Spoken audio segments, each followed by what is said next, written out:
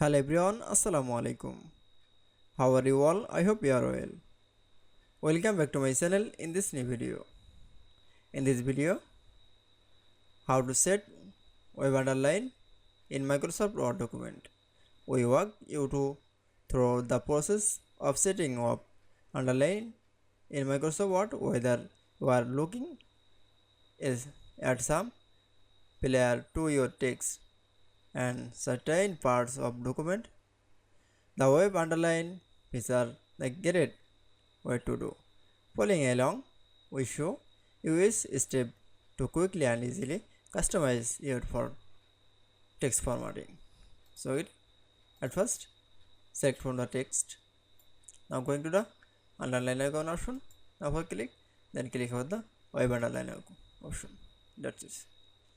Then again another text option. Now for select, then click on the underline icon option. Then click on the web underline. Then select from the another text option, then apply the same process. Now click for the underline icon option, then click for the web underline. That's it. Then I show the web underline and in Microsoft Word document is very easily. I hope to enjoy the video. Please like, comment, share and subscribe my channel. Thanks for watching my video.